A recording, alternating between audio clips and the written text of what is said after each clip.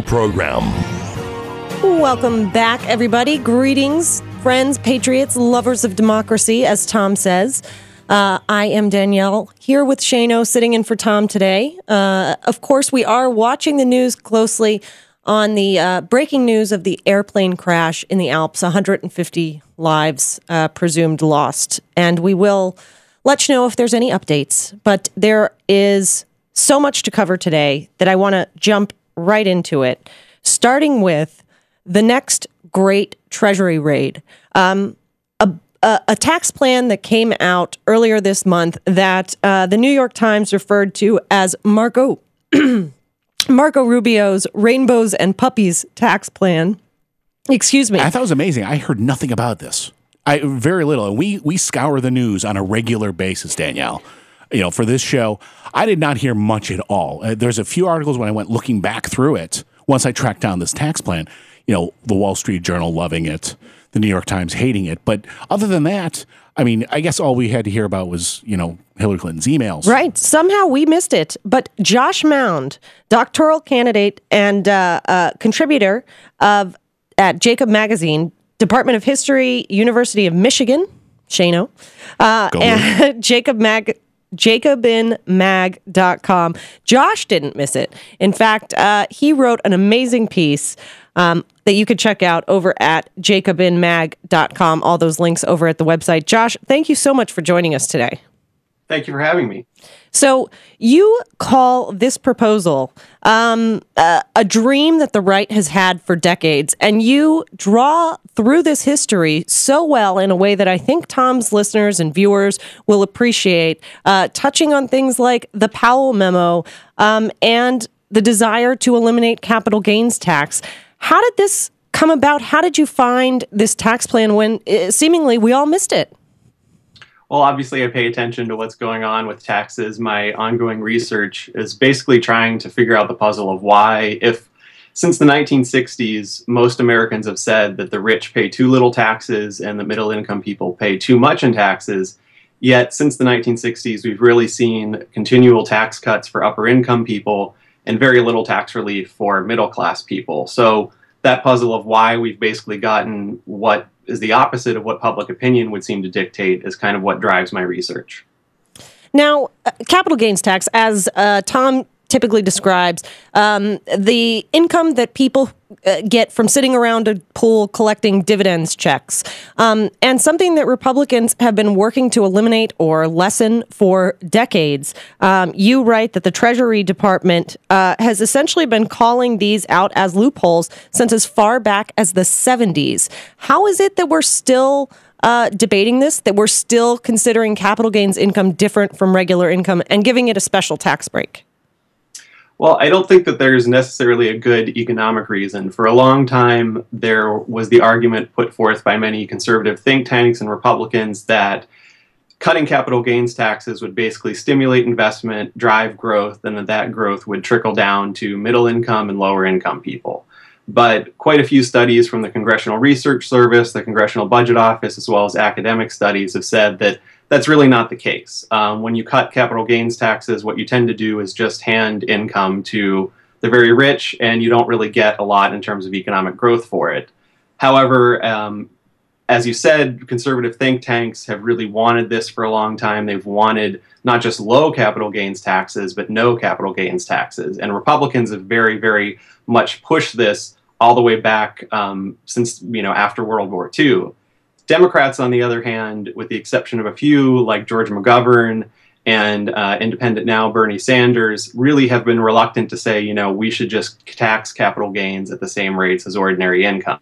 So if you have two sides, one of which is pushing very strongly for low or no taxes, and the other side is relatively, meek and hemming and hawing and saying, well, maybe a little bit higher capital gains taxes. Obama pushed for during the fiscal cliff negotiations a few years ago to increase capital gains taxes from 15% to 20%. But that's, relatively small potatoes tinkering around the edges. And in fact, Democrats have actually signed capital gains tax cuts into law. Both President Carter and President Clinton signed capital gains tax cuts into law. Carter in particular did it somewhat grudgingly, but nonetheless he did it. And I think that sort of speaks to the difference in power on the right and the left when it comes to capital gains taxes in particular. There is so much history involved in this and so many questions when I start flipping through this Rubio, Mike Lee tax plan that we're going to get into in a second. But I want to quickly remind everybody, we're speaking with Josh Mound, doctoral candidate at the Department of History, University of Michigan, contributor to Jacobin Magazine. And Josh is willing to take your calls. If you have questions about these capital gains stories, about the next great Treasury raid, you can call in and speak to Josh. Ask him your own question. But how is it that the Republicans are still passing this off as a plan that benefits all of us? That's, Marco Rubio's, as the New York Times called it, rainbows and puppies tax plan, that this is somehow going to benefit us all when really most of us wouldn't benefit from eliminating the capital gains tax. Well, I think a big part of that is if you look at polling data about capital gains taxes, if you just ask the public, do you support a cut in the capital gains tax? You might get a majority of the people who respond either yes or no to say yes, they support a cut. But the reason that happens is that about a third of people, maybe more in most polls, actually don't answer. They don't know what capital gains income is. They don't know what the capital gains tax is. And there's a simple reason for that, which is that most people don't get capital gains income. About 90% of all capital gains income goes to the top 20% of taxpayers, and 70% goes to just the top 1%. So your average middle-income person, and certainly lower-income person receives very, very little, if any, capital gains. In fact, really the only capital good that most people have, besides maybe their 401k, which is actually taxed at regular income rates when you take that income out, would be their house. And for decades and decades, there has been a special exemption for the sale of your home that far exceeds what most average people will make in terms of a profit on their house. That essentially, if you sell your house, you use that profit to buy another house, you're not subject to the capital gains tax. So for most low-income, middle-income people, you never think about the capital gains tax, you never pay the capital gains tax. So it's really an issue where every person pays a little bit more in taxes to make up for this loophole, to make up for the revenue lost to this loophole. And you don't really notice that you're paying, a couple $100s or whatever more a year than you should because of this loophole. But the upper income person who's making hundreds of $1,000s or more certainly notice this, and they're the ones with the money to lobby to make sure that the taxes are low, and if the Rubio plan gets enacted, non-existent. Yeah, you hit on one of my very next questions for you. Last year, this same plan, or very similar plan, was evaluated and estimated to cost our nation, if it was enacted, about $2.4 trillion. This year, Rubio and Lee are saying it's actually going to benefit us in the long run by just shy of $100 billion. Is this solely due to the change in dynamic scoring, if you're familiar with that, or is there some way that I'm missing that this tax cut for the rich could actually benefit us economically? It is solely due to dynamic scoring. In fact, the first Rubio-Lee plan didn't even include this break for capital gains. So those earlier estimates actually understate most likely the benefits that will accrue to upper income taxpayers under this new plan. And basically, the Tax Foundation is the organization that produced those estimates that you're referring to that said that it would actually generate revenue in the long run. And that is what they did is a form of dynamic scoring. The Tax Foundation is sort of a business-backed tax think tank that generally produces very favorable estimates for conservative tax plans like this. And so essentially they're projecting that, we'll cut capital gains taxes, we'll have this tremendous boost of investment by upper income people, and it'll trickle down to everyone. So, it is basically the trickle-down theory that we're all sort of familiar with, and it's become sort of a caricature embodied in this estimate. Yeah, and I think we've all heard it before. 1 second. This is the Thom Hartmann Program. Josh Mound, doctoral candidate at the University of Michigan, contributor at Jacobin Magazine, taking your calls next. Stick around.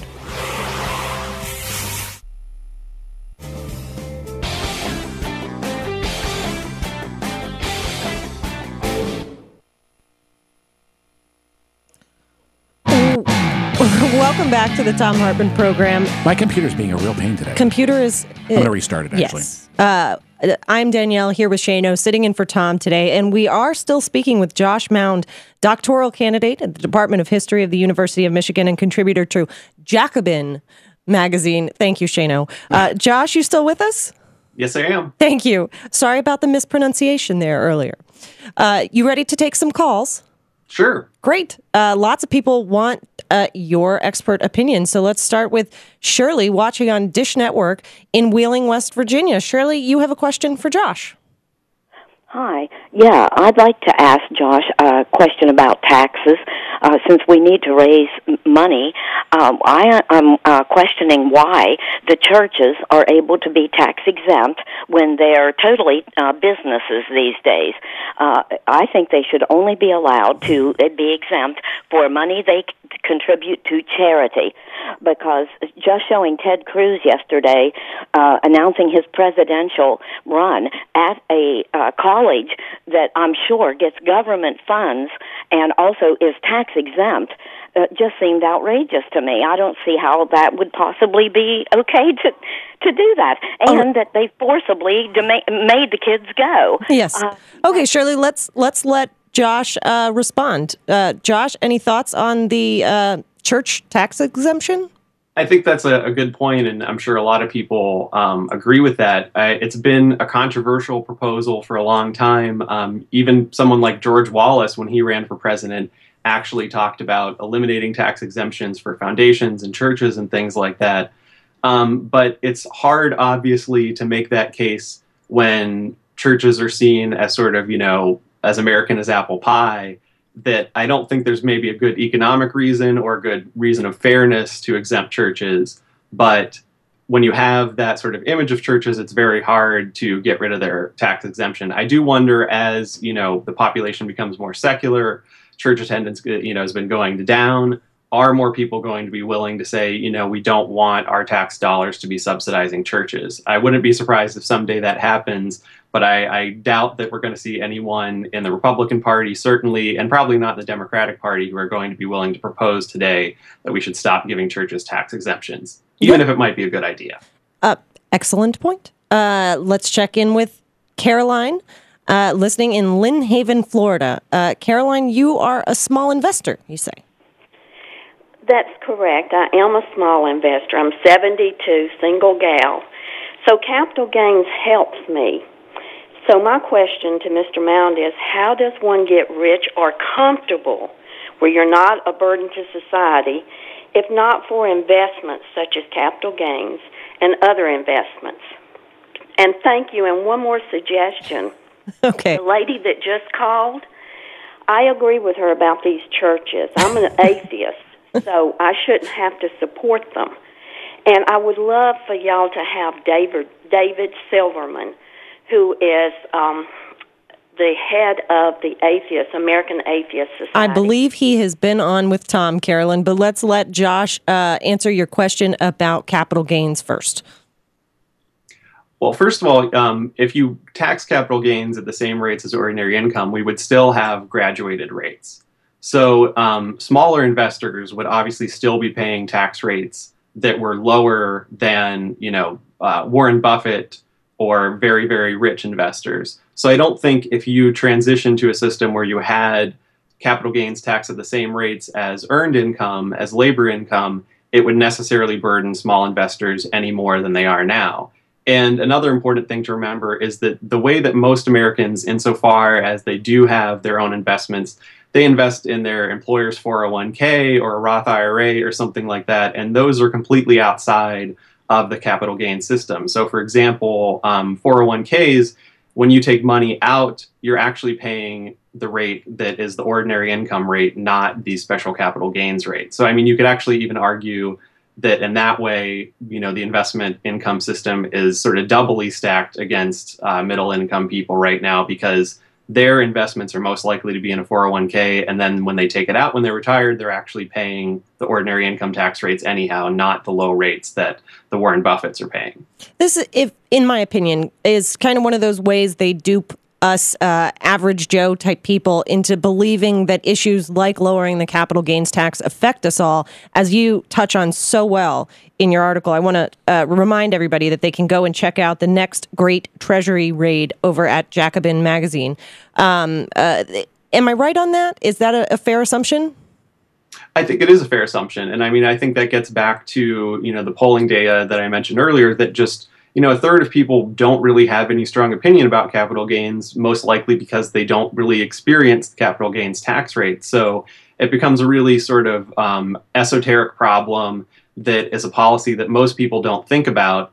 And, the people who do think about it a lot are the very, very, rich investors for whom this means, huge amounts of money each year. And so they're the ones who are lobbying to keep the rates low, where most Americans might not really think about capital gains tax rates. But, when a poll actually explains to Americans, here's what capital gains tax rates are, they're actually lower, if Bob makes $50,000 a year from an investment, he pays this preferential rate. If, Bill makes $50,000 a year as a, firefighter or, working at a bookstore or whatever, and he pays this higher rate, then most people in polls say, wow, that's really unfair. We should get rid of that.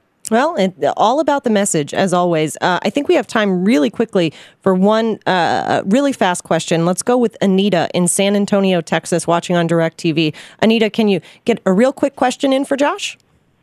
I'll try. Hi, Josh. Hi. Do you know of any empirical evidence that trickle-down or supply-side economics has actually worked or benefited the middle class and other people, the poor?